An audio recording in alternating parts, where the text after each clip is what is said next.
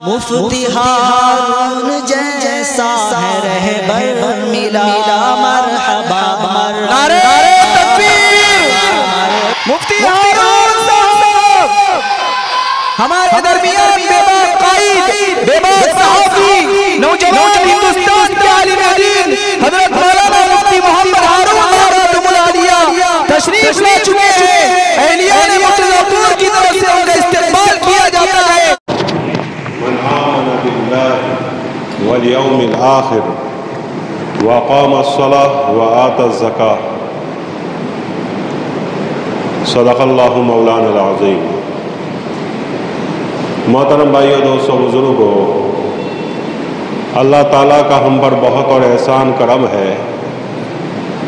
بہت ہی اللہ تعالیٰ کی ہم پر نگاہ کرم ہے کہ اللہ تعالیٰ نے ہمیں مذہب اسلام نصیب فرمایا اور بڑی بڑی نعمتوں سے نوازا۔ اس میں ہمارے لیے مساجد اور اس کے ساتھ ساتھ جماعت سے نماز پڑھنا، نماز جیسی دولت کو نصیب ہونا، یہ ہمارے لیے بہت بڑی فضیلت کی بات ہے۔ اللہ تعالیٰ نے مسلمانوں کا نظام کچھ ایسا بنایا ہے کہ جس پر اگر مسلمان صحیح معنی میں اور 100% عمل کرے تو ہمارا معاشرہ امن و امان کا گہوارہ بن سکتا ہے، محبتوں کا، پیار کا ایک سنہرا ماحول بن سکتا ہے، ہمدردی کا ماحول بن سکتا ہے۔ اللہ تعالیٰ نے نماز جیسی ہمیں بہترین دولت نصیب فرمائی۔ یہ نماز ایسی دولت ہے جس سے بڑھ کر کوئی عبادت نہیں۔ قیامت کے روز سب سے پہلے حساب بھی اسی کا ہوگا، اور نماز صحیح نکل آئی تو دوسرے مرحلے ہمارے لیے آسان ہو جائیں گے، اور نماز میں کچھ گڑبڑ پیدا ہوئی تو دوسرے مرحلے بھی بڑے مشکل ہو جائیں گے۔ اس نماز کے لیے اللہ تعالیٰ نے ہمارے لیے جماعت کو مقرر کیا۔ جماعت سے نماز پڑھنا، یہ اللہ تعالیٰ نے کیسا نظام بنایا ہے کہ وقتاً فوقتاً مسلمان آپس میں جڑتے رہے، جمع ہوتے رہے، کیونکہ مسلمانوں کا آپس میں جمع ہونا یہ انتہائی رحمتوں اور برکتوں والی بات ہے۔ اللہ تعالیٰ نے سال بھر میں اور ہفتے بھر میں، مہینے بھر میں، دن بھر میں، رات بھر میں کچھ ایسے وقت متعین کیے ہیں جس میں مسلمان جمع ہوتے رہتے ہیں۔ سال بھر میں 1 مرتبہ 2 مرتبہ عید کی نمازیں ہوتی ہیں، مسلمان جمع ہوتے ہیں، پورے شہر کے اور اطراف کے لوگ، اور ملاقاتیں ہوتی ہیں، ایک دوسرے کے دکھ درد کو بانٹتے ہیں۔ اگر ایک دوسرے سے ملاقات بھی نہ کرے تو آپس میں مل جل کر بیٹھنا، یہ ہمارے لیے اتنی زیادہ باعث برکت اور رحمت ہوتی ہے کہ آپس میں محبت پیدا ہوتی ہے، آپس میں ایک دوسرے کا ہمدرد آدمی بنتا رہتا ہے۔ اور اللہ تعالیٰ نے ایک نظام بنایا زکوٰۃ کا۔ زکوٰۃ پہلے زمانے میں وصول کی جاتی تھی، اور اس کو وصول کرنے والا آدمی ہوتا تھا، متعین مہینہ ہوتا تھا کہ اس مہینے میں آپ کی زکوٰۃ وصول کی جائے گی، وہ لے کر آتے تھے اور بیت المال میں جمع کیا کرتے تھے۔ اسی طرح رمضان کے مہینے میں پورے مہینے تمام مسلمان مل کر روزہ رکھتے ہیں۔ یہ ایک اتحاد و اتفاق اور آپس میں جمعیت کی ایک ٹریننگ ہوتی ہے، ایک مشق ہوتی ہے۔ اسی طرح حج کے لیے مسلمان پہنچتے ہیں، پوری دنیا سے لوگ پہنچتے ہیں، پوری دنیا کے لوگ وہاں جمع ہوتے ہیں، پوری دنیا کے مسلمان وہاں جمع ہوتے ہیں، اور ایک دوسرے کے دکھ درد کو بانٹتے ہیں، آپس میں مل جل کر رہتے ہیں، عبادات کرتے ہیں، اللہ کے احکام کو پورے کرتے ہیں۔ اور ہفتے میں 1 مرتبہ جمعہ میں ہم جمع ہوتے ہیں کہ پورے شہر کے لوگ جامع مسجد میں اور اپنی مسجدوں میں جمع ہوتے ہیں۔ یہ جمع ہونا یہ بتا رہا ہے، اور پورے مہینے میں، پورے دن میں ہم 5 وقت جمع ہوتے ہیں، 5 وقت جمع ہوتے ہیں۔ 5 نمازیں اللہ نے متعین کی ہے کہ محلے والے جمع ہوں اور محلے والے ایک دوسرے کے دکھ درد کو بانٹیں۔ آج 2 دن سے فلاں آدمی موجود نہیں ہے، 2 दिन से फला आदमी नमाज के लिए आता नहीं है, क्या बात है, क्यों वो नहीं आता, क्या उसको मजबूरी हुई, क्या उसको तकलीफ है। बहरहाल ये अल्लाह ताला ने एक निज़ाम बनाया है। हम मुसलमानों को इत्तिहाद व इत्तिफाक से रहने का, हम मुसलमानों को एक दूसरे के साथ प्यार मोहब्बत से रहने का एक निज़ाम बनाया है, एक सिस्टम बनाया है, ताकि मुसलमानों में मोहब्बतें पैदा हो, हमदर्दी पैदा हो, सुख दुख दर्द को बांटते हुए और एक दूसरे के हंसी खुशी में शिरकत करते हुए मुसलमान जिंदगी गुजारे। ये ऐसा निज़ाम अल्लाह ताला ने बनाया है। इसलिए बुजुर्गान दीन ने फरमाया है कि जिन 2 आदमियों के अंदर, जिन 2 खानदानों के अंदर, जिन 2 जमातों के अंदर इख्तिलाफ हो, झगड़ा हो, लड़ाई हो, नफरतें हो, अगर वो लोग उस मस्जिद के अंदर आपस में नमाज पढ़ते हैं, जमात से नमाज पढ़ते हैं, तो अल्लाह ताला इस जमात की बरकत से 3 दिनों के अंदर इनके अंदर आपस में मोहब्बतें डाल देता है। ये बरकत है आपस में मिलजुल कर रहने की, जमात से नमाज पढ़ने की, जमात में शिरकत करने की और बाद जमात नमाज पढ़ने की, ये सारी बरकतें हैं। उसके अलावा भी बहुत सारी बरकतें हैं। और अल्लाह ताला का हुक्म, नबी सल्लल्लाहु अलैहि वसल्लम का हुक्म कभी भी फायदे से खाली नहीं होता। उसमें दुनियावी भी फायदा होता है, उखरवी भी फायदा होता है। दोनों फायदे अल्लाह ताला ने इसके अंदर रखे हैं। और मुसलमान जब नमाज पढ़ता है, जमात नमाज पढ़ता है, मस्जिद में आने जाना वाला होता है, तो हदीस पाक में आता है कि जिस शख्स को तुम देखो कि मस्जिद में नमाज पढ़ने के लिए आता है, जाता है, मस्जिद में उसका आना जाना लगा रहता है, तो हदीस पाक में आता है कि उसके ईमान की गवाही दो, उसके ईमान की गवाही दो। कितनी बड़ी बात है। जमात से नमाज पढ़ना कोई मामूली बात नहीं, मस्जिद में आना जाना कोई मामूली बात नहीं है। अल्लाह के नबी सल्लल्लाहु अलैहि वसल्लम ने गारंटी दी है कि वो ईमान वाला आदमी है। इससे एक बात मालूम हुई कि ऐसा आदमी जो मस्जिद में आता जाता रहता है, वो कभी गुमराह नहीं होगा, वो कभी मुर्तद नहीं होगा, वो कभी गलत रास्तों पर नहीं जाएगा, वो कभी बदकारी में मुब्तला नहीं होगा। ये बरकत है जमात से नमाज पढ़ने की और मस्जिद में आने जाने की। अलगर्ज मस्जिद में आने के और एक फायदा यह है कि इससे मस्जिद आबाद रहती है।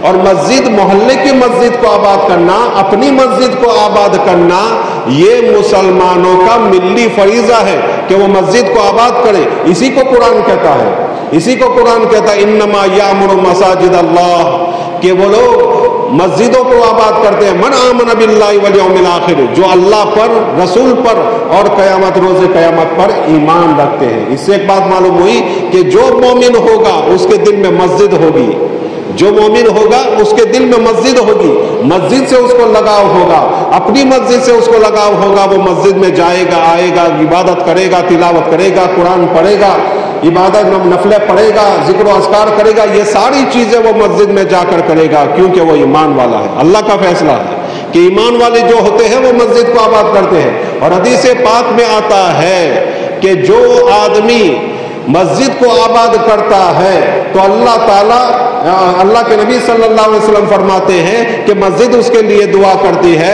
अल्लाह जिसने मुझे आबाद किया उसको तू आबाद फरमा। और हदीस पाक में ये भी आता है कि जो आदमी मस्जिद में नहीं आता, मस्जिद को वीरान करता है, तो हदीस पाक में आता है मस्जिद बद्दुआ करती है, अल्लाह जो मुझे वीरान करे उसको तू वीरान फरमा दे। कितनी संगीन वईद है, कितनी सख्त वईद है। तो मस्जिद जो आबाद नहीं करते, मस्जिदों में नहीं आते, जमात से नमाज नहीं पढ़ते, अपने खेतों में पढ़ लेते हैं, अपने फार्मों पर पढ़ लेते हैं, अपने घरों में पढ़ लेते हैं, इधर उधर पढ़ लेते हैं, अकेले पढ़ लेते हैं, नमाज को छोड़ देते हैं, जमात को छोड़ देते हैं। ऐसे लोगों को इन वाइदों के ऊपर जरा गौर करना चाहिए और अपने आप का जायजा लेना चाहिए, अपने आप का जायजा लेना चाहिए। मस्जिद में आने का एक फायदा यह है, जमात से नमाज पढ़ने का फायदा यह है कि आदमी के अंदर दीनी जज्बा पैदा होता है, दीन का जज्बा पैदा होता है। आदमी मस्जिद में आने जाने वाला बनता है तो उसको दीन सीखने और सिखाने की तौफीक नसीब होती है, दीन सीखने और सिखाने की तौफीक नसीब होती है। इबादत करने का जज्बा पैदा होता है, अमल करने का जज्बा पैदा होता है, दीनदारी का उसके अंदर जज्बा पैदा होता है। دینداری کا اس کے اندر جذبہ پیدا ہوتا ہے. اس لیے آدمی کو چاہیے کہ ہمیشہ مسجد کو آباد کرنے کی کوشش کرے, 5 وقت کی بعد جماعت نماز پڑھے اور نماز پڑھ کر اللہ تعالیٰ سے خوب دعائیں کرے. حدیث پاک میں آتا ہے جو آدمی نماز پڑھتا ہے, نماز پڑھ کر جو دعا کرتا ہے اللہ تعالیٰ اس کی دعا کو قبول فرماتا ہے. ہم ادھر ادھر بھٹکتے ہیں, یہاں جاتے ہیں وہاں جاتے ہیں, دعا کرو میرا دھندا نہیں چلتا, دعا کرو مندی ہے, دعا کرو کوئی دھندا سمجھ میں نہیں آتا, دعا کرو پیسے بہت کماتے ہیں برکت نہیں ہوتی, کچھ رہتا نہیں ہے, کبھی بیوی بیمار, کبھی بچے بیمار, کبھی فلاں چیز, کبھی فلاں چیز. یہ ساری شکایتیں پوری دنیا کو کرتے ہیں. لیکن اللہ کے نبی صلی اللہ علیہ وسلم نے فرمایا کہ تم نماز پڑھنے کے بعد جو دعا کرو گے اللہ قبول کرے گا. اذان کے وقت جو دعا ہوگی اللہ قبول کرے گا. اذان کے بعد سے لے کر جماعت ہونے تک جو دعا کرو گے وہ قبول ہوگی. نماز کھڑی ہو جائے, نماز کھڑی ہونے کے بعد جب اقامت کہی جاتی ہے اور صفوں میں کھڑے ہو جاتے ہیں, صفوں میں کھڑے ہو کر جو دعا کرو گے اللہ قبول کرے گا. حدیث پاک میں آتا ہے نماز کے بعد جو دعا کرو گے اللہ قبول کرے گا. کتنے زیادہ مواقع ہیں دعا قبول ہونے کے, کتنے زیادہ مواقع ہیں. ان مواقع کو ہم تلاش نہیں کرتے, ان مواقع سے ہم فائدہ نہیں اٹھاتے, ان موقعوں سے ہم فائدہ نہیں اٹھاتے, ان وقتوں سے ہم فائدہ نہیں اٹھاتے. بہت سی مرتبہ ایسا ہوتا ہے کہ ہماری غفلت کی وجہ سے ہمیں یہ چیزیں معلوم نہیں ہے, جس کی وجہ سے ہم کبھی ادھر بیٹھ جاتے ہیں, کبھی ادھر بیٹھ جاتے ہیں, کبھی وہاں بیٹھ جاتے ہیں, کبھی یہاں بیٹھ جاتے ہیں. آدمی کو چاہیے کہ وضو کرنے کے بعد سیدھے مسجد میں آ جائے, کیونکہ حدیث پاک میں آتا ہے جو آدمی وضو کر لیتا ہے, وضو کرنے کے بعد سے لے کر جماعت کے انتظار تک آدمی ایسا ہے جیسا نماز میں ہے. وہ نماز میں شمار ہوتا ہے. نماز پڑھنے کا جتنا ثواب ملتا ہے اتنا ہی وہ نماز کے انتظار میں بیٹھے گا, اس کو اتنا ہی ثواب ملے گا. اسی لیے حدیث پاک میں آتا ہے, کتابوں میں آتا ہے, فقہاء نے لکھا ہے کہ وضو کرنے کے بعد جب نماز کی تم انتظار میں بیٹھو تو انگلیوں کو نہ چٹکاؤ. کیوں نہ چٹکاؤ؟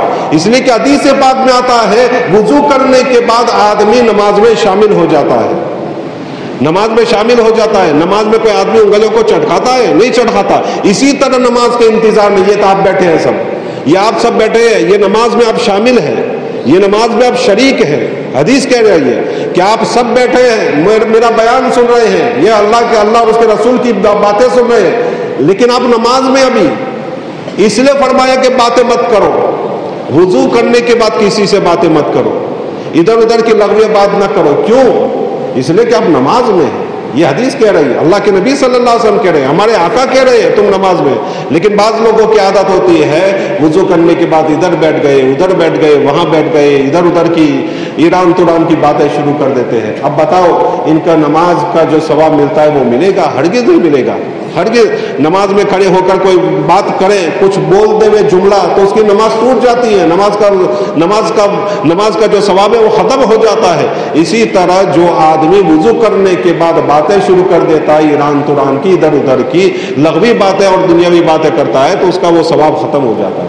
الغرض میں عرض کر رہا تھا کہ نماز کا ایک بڑا فائدہ یہ ہے کہ آدمی کے اندر دینی جذبہ پیدا ہوتا ہے. جماعت سے نماز پڑھنے اور مسجدوں میں جڑنے کا ایک بڑا فائدہ یہ ہے کہ آدمی کے اندر دینی جذبہ پیدا ہوتا ہے. اس کے اندر ایسا دینی جذبہ پیدا ہوتا ہے کہ وہ آدمی, اس کو چین نہیں آتا جب تک کہ وہ دینی مسائل اور اچھی باتیں نہ سیکھ لے. جماعت سے نماز پڑھنے کا ایک فائدہ یہ بھی ہوتا ہے کہ آدمی کی نمازیں نیک لوگوں کی وجہ سے قبول ہو جاتی ہے. ہم گنہگاروں کی نماز, بعض نیک لوگ ہوتے ہیں, بعض اچھے لوگ ہوتے ہیں, ان اچھے لوگوں کی وجہ سے ہم گنہگاروں کی نماز بھی قبول ہو جاتی ہے. کیونکہ حدیث پاک میں آتا ہے کہ امام جب آمین کہے تو تم بھی آمین کہو, کیونکہ فرشتے آمین کہتے ہیں اور فرشتوں کی آمین کے ساتھ تمہاری آمین مل جاتی ہے تو پچھلے گناہ معاف ہو جاتے ہیں, پچھلے گناہ معاف ہو جاتے ہیں. یہ ایک فائدہ ہے. ایک بزرگ تھے محمد بن سماعہ رحمۃ اللہ علیہ, بہت بڑے اللہ والے گزرے ہیں. حضرت صاحبین رحمہ اللہ تعالی, یعنی حضرت امام یوسف اور امام محمد کے شاگرد ہیں. وہ بہت ہی زیادہ جماعت کی نماز پڑھنے کے پابند تھے, اتنے پابند تھے زندگی میں 40 سال تک ان کی جماعت کی نماز نہیں چھوٹی. ایک مرتبہ ان کی والدہ بیمار تھی, سکرات کا عالم تھا, اور ان کو کلمہ تلقین کر رہے تھے. کلمہ پڑھا رہے تھے اور پڑھاتے پڑھاتے پڑھاتے ان کی والدہ کا کلمہ پڑھتے پڑھتے اس دنیا سے رخصت ہو گئے۔ اتنے میں انہوں نے سنا کہ اذان ہو چکی ہے، جماعت ہونے والی ہے، دورے مسجد میں پہنچے۔ 40 سال کے بعد 40 سال تک ان کی جماعت نہیں چھوٹی، جماعت کی نماز کبھی نہیں چھوٹی، تکبیر اولیٰ بھی کبھی فوت نہیں ہوئی محمد بن سما کی۔ مسجد میں پہنچے تو لوگ مسجد سے باہر نکل رہے تھے، لوگ مسجد سے باہر نکل رہے تھے، افسوس کرنے لگے۔ اور اس زمانے کے اندر تو زمانے میں سب جماعت سے نماز پڑھتے تھے، کسی کی جماعت سے نماز نہیں چھوٹتی تھی۔ انہوں نے حوض پر جا کر دیکھا کوئی وضو کرتا ہو، کسی کی نماز چھوٹی ہو تو میں پیچھے لے کر کھڑا ہو جاؤں اور جماعت سے میری نماز ہو جاوے، لیکن کوئی آدمی نہیں ملا، کیونکہ کوئی آدمی جماعت کے بغیر نماز ہی نہیں پڑھتا تھا، ہر شخص جماعت میں شریک ہو جایا کرتا تھا۔ گھر گئے، عورتوں کو پوچھا، ہم نے نماز پڑھ لی، عورتیں بھی اذان ہو جاتی تھی، مصلی بچھا دیتی تھی اور نماز پڑھ لیتی تھی کہ گھر کی عورتوں کو پیچھے لے کر کھڑا ہو جاؤں تاکہ میری جماعت سے نماز ہو جائے۔ لیکن دیکھا کہ ہر ایک نے نماز پڑھ لی ہے، کوئی ایسا نہیں ہے کہ جس کو پیچھے کھڑا کر کے میں نماز پڑھوں۔ سر پکڑ کر بیٹھ گئے کہ آج میری 40 سال کے بعد جماعت سے نماز گئی اور تکبیر اولیٰ فوت ہوئی ہے۔ رونے لگے۔ خیال آیا کہ حدیث پاک میں آتا ہے جو جماعت سے نماز پڑھتا ہے اس کو 27 درجہ نماز کا ثواب ملتا ہے۔ انہوں نے سوچا 27 مرتبہ میں نماز پڑھوں گا۔ 27 مرتبہ انہوں نے نماز پڑھی، 27 مرتبہ نماز انہوں نے پڑھی۔ رات کو سوئے تو خواب میں کسی نے کہا تم نے 27 مرتبہ نماز تو پڑھ لی، لیکن ایمان کے ساتھ جو آمین کہنے کے فوائد ہیں وہ تمہیں کہاں حاصل ہوں گے؟ وہ فوائد کہاں تمہیں حاصل ہوئے؟ وہ کہاں گیا فائدہ؟ وہ فائدہ کہاں گیا؟ یعنی امام جب کہتا ہے آمین تو فرشتے بھی آمین کہتے ہیں، اور جب نمازیوں کی مصلیوں کی آمین فرشتوں کی آمین کے ساتھ مل جاتے ہیں تو سارے گناہ معاف ہو جاتے ہیں۔ وہ آمین تمہاری کہاں گئی؟ وہ آمین کہاں گئی؟ یعنی اس سے ایک بات معلوم ہوئی کہ چاہے تم کتنی بھی نمازیں پڑھ لو جماعت چھوڑ کر، چاہے کتنی بھی نمازیں پڑھ لو، لیکن جماعت سے نماز پڑھنے کے جو برکات، جو فضائل ہے اس تک کوئی آدمی نہیں پہنچ سکتا۔ اس لیے ہم سب کو چاہیے نیت کریں کہ ہم انشاءاللہ جماعت سے نماز پڑھیں گے، ہماری جماعت سے نماز کبھی نہیں چھوٹے گی۔ مسجد میں آنے والے بنے، مسجد کو آباد کرنے والے بنے، انشاءاللہ مسجد کی دعا ملے گی ہمیں، مسجد کی دعا کبھی رد نہیں ہو سکتی۔ جس گھر کے اندر اللہ کے فرشتے رہتے ہو، جس گھر کے اندر اللہ کے ولی آتے ہو، جس گھر کے اندر دیندار لوگ آتے ہو، جس گھر کے اندر نمازی آتے ہو، یہ مسجد ایسی جگہ ہے جہاں کوئی گناہ نہیں ہوتا۔ باقی دنیا کی ہر جگہ میں گناہ ہوتا ہے، کوئی چپا خالی نہیں جو گناہوں سے خالی ہو، لیکن مسجد ایسی بابرکت جگہ ہے جہاں نیکیاں ہی نیکیاں ہوتی ہے، ثواب ہی ثواب ہوتے ہیں، الا ماشاءاللہ ثواب ہی ثواب ہوتے ہیں۔ ایسی پوتر اور ایسی بابرکت جگہ پر ہم آئیں گے، جائیں گے تو اس کی نورانیت ہمیں حاصل ہوگی، اس کی نورانیت ہمیں حاصل ہوگی، اس کے فوائد ہمیں حاصل ہوں گے۔ اللہ اور اس کے رسول صلی اللہ علیہ وسلم نے جو ہمیں بتایا ہے کہ کیا کیا فضیلت ہے اس کی، انشاءاللہ وہ تمام فضیلت ہمیں حاصل ہوگی۔ اس لیے ہم سب کو چاہے ایک وعید میں سنا دو۔ اللہ کے نبی صلی اللہ علیہ وسلم نے فرمایا جو آدمی گھروں پر نماز پڑھ لیتا ہے، میرا جی چاہتا ہے امام کو میں کھڑا کر دوں مصلی پر اور میں جاؤں محلے کے اندر اور جوانوں کو ساتھ لے جاؤں اور ان کو کہوں کہ ان گھروں کو جلا دو جن گھروں کے اندر لوگ نماز پڑھ لیتے اور مسجد میں نہیں آتے، مسجد میں جماعت سے نماز نہیں پڑھتے، میرا جی چاہتا ہے ان گھروں کو جلا دیا جائے، اگر ان کے بیوی بچے نہ ہوتے تو میں ان کے گھروں کو جلا دیتا۔ ذرا سوچے اتنا رحم دل آدمی رحمت للعالمین کہاں گیا؟ جس کو رحمت للعالمین کہا گیا، دیاوان کہا گیا، وہ کہہ رہے ہیں، وہ نبی کہہ رہے ہیں کہ میرا جی چاہتا ہے کہ ان کے گھروں کو میں جلا دوں۔ تو ذرا سوچیں کہ جماعت سے نماز نہ پڑھنا کتنی سخت وعید رکھتا ہے، کتنی سنگین بات ہے۔ اس لیے ہم سب نیتیں کریں، انشاءاللہ ہم ہماری محلے کی مسجد میں با جماعت نماز پڑھیں گے۔ کوئی نماز ہماری انشاءاللہ آج کے بعد جماعت کے بغیر نہیں ہوگی۔ جو بھی ہماری نمازیں ہوگی ہم پانچوں نمازیں پڑھیں گے، زندگی کی شام تک نماز پڑھیں گے، موت تک نماز پڑھیں گے اور تکبیر اولیٰ کے ساتھ نماز پڑھیں گے، جماعت کے ساتھ انشاءاللہ نماز پڑھیں گے۔ اللہ تعالیٰ کا حسنی باتوں پر عمل کریں گے۔